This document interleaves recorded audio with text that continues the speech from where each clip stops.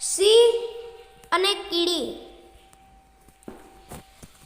એક જંગલ હતું. એ જંગલમાં કીડીઓનું ઝુંડ રહેતું. એ ઝુંડની રાણી હતી અને રાણીને એક દાસી હતી.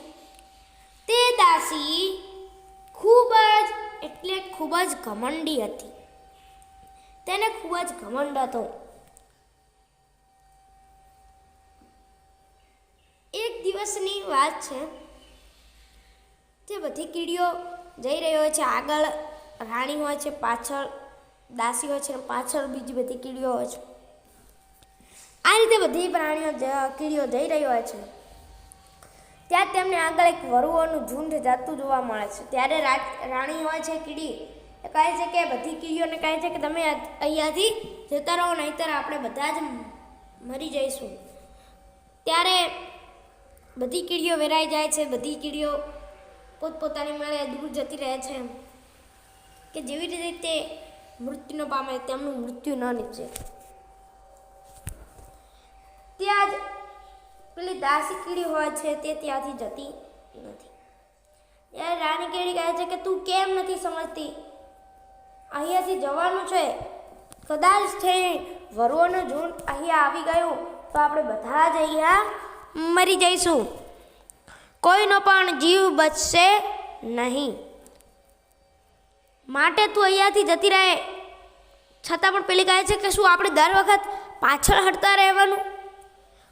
કોઈ પણ પ્રાણીઓનું ઝુંડ જતું હોય, કોઈ પણ એક પ્રાણી જતું હોય તો છતાં પણ આપણે શા માટે પાછળ હટવાનું? ત્યારે રાણી કીડી કહે છે કે ભગવાને આપણને જે નાનો જીવ આપ્યો છે તેના કારણે આપણે નાના છીએ. પ્રાણીઓમાં આપણે સૌથી નાના છીએ. તેથી ત્યારે પેલી દાસી કહે છે કે નાના હોય તો આખો દિવસ પાછળ હટવાનું. તેમ કહી તે ગુસ્સે થઈ ત્યાંથી નીકળી જાય છે. રાણી કીડી જ્યારે દરમાં આવે છે ત્યાં દાસી હોય છે. ત્યારે રાણી કીડી તેને ખૂબ જ સંભળાવે છે, તેને ખૂબ જ બોલે છે. કદાચ કે કહે છે કે કદાચ તારો જીવ જતો રહે તો શું થાત? ત્યારે પેલી દાસી કહે છે, દાસી કીડી કે કશો જ વાંધો નહોતો. ફરીથી બીજા જન્મમાં મોટી કીડીનો અવતાર તો મળશે, એટલે કે મોટું પ્રાણીનો તો અવતાર મળશે. અને એમ કહી રાણી કીડી તેને ખૂબ જ સમજાવે છે. પરંતુ પેલી નાની કીડી સમજતી નથી. તે ગુસ્સામાં ત્યાંથી નીકળી જાય છે. અને એક હાથી જ્યાં જતો હોય છે તે જ રસ્તે જતી રહી હોય છે. અને સામેથી હાથી આવી રહ્યા હોય છે. ત્યારે જ પેલી કીડી તેની સામે જતી રહે છે, તેનાથી પાછળ જતી નથી. અને આ બધું જોઈ તેને પાછળ હટવાનું મન થતું હોતું નથી. અને તે ત્યાંથી હાથી સામે જઈ રહ્યું હોય છે. ત્યારે હાથી કહે છે કે હાથીને તે દેખાતું નથી. એટલે તે કીડી કહે છે હાથીને કે, પરંતુ હાથીને સંભળાતું નથી. અને હાથી તે કીડી પર પગ જ મૂકવાનો હતો ત્યાં જ તે કીડી પાછળ હટી ગઈ. કીડી કહે છે કે હાથી જોરથી અવાજે કહે છે, જોરના અવાજે કહે છે, બૂમો પાડે છે. ત્યારે પેલા હાથીને સંભળાય છે ક્યાંથી આ અવાજ આવી રહ્યો છે. ત્યારે પેલી કીડી કહે છે કે હાથી નીચે જો, નીચે, હું અહીંયા છું. ત્યારે તે જુએ છે તો નીચે એક કીડી હોય છે. તે કહે છે કે તને ખબર નથી આટલું બધું શરીર લઈને ફરે છે, પરંતુ ખબર નથી રહેતી કે નીચે કોણ છે. કોઈક પ્રાણી મરી જશે તો. આ રીતે કહી તેને ખૂબ જ સતાવતી હોય છે, એટલે કે તેને ખૂબ જ સંભળાવતી હોય છે. ત્યારે આ કમ્પ્લેન એટલે કે આ ફરિયાદે મહારાજા, જંગલના રાજા સિંહ પાસે જાય છે. એટલે સિંહ કીડીઓની રાણીને કહે છે કે તમને અહીંયાથી 1 મહિના સુધી બહાર મૂકવામાં આવે છે. કારણ કે જો કોઈ બીજું પ્રાણી હોત તો તેને વધારે સજા આપત, પરંતુ તું છે, તમે કીડીઓ છો, નાની જીવોને હું શું કહું, માટે તમને એટલી બધી સજા આપતો નથી, માટે તમે અહીંયાથી જતા રહો.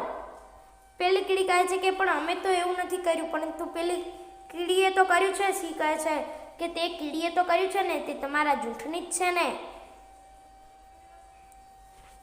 છતાં પણ સિંહ માનતો નથી અને તેમને બહાર નીકળે છે.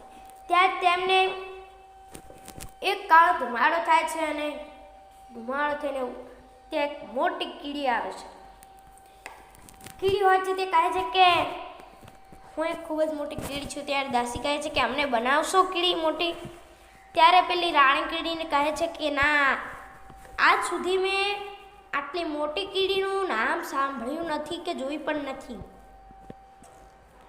અહીંયા કાંઈક છે, આ કીડી ન હોઈ શકે.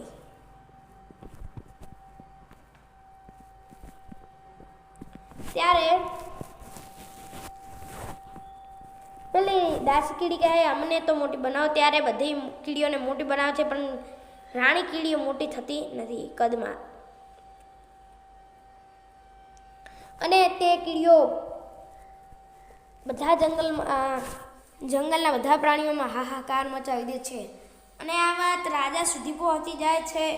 અને રાજા કહે છે કે આ તો પેલી ચૂડેલ જ હશે કે જેને અહીંયાથી આપણે ધક્કા મારીને બહાર મૂકી હતી. તે જ ચૂડેલ હશે, તે જાદુઈ હશે તેમ કહી ત્યાં તો બધી કીડીઓનું ત્યાં ઝુંડ આવી ગયું. દાસી હતી પહેલી અને બાજુમાં પેલી જે ચૂડેલ હોય છે કીડીના રૂપમાં. ત્યારે સિંહ બધી વાત કહે છે તે કે દાસી કીડી, જો તું અમને મારશે તો તારાથી અને આ જે જાદુઈ કીડી છે તેમાં શક્તિશાળી કોણ? ત્યારે દાસી કહે છે કે જાદુઈ કીડી.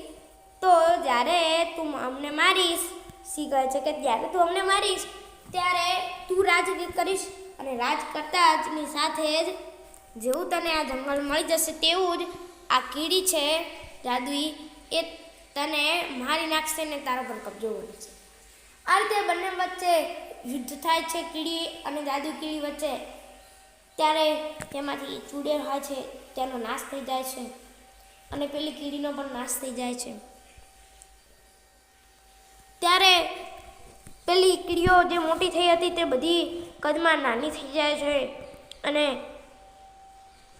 પેલી જે રાણી કીડી હોય છે એ આવી જાય છે. અને રાજા કહે છે, જંગલનો રાજા કહે છે કે આ જ સાચી કીડી છે કે જેને એમ નથી વિચાર્યું કે જંગલના પ્રાણીઓને બધાને મારી નાખી, કે તેમને મને 1 મહિનાનો જે સજા આપી.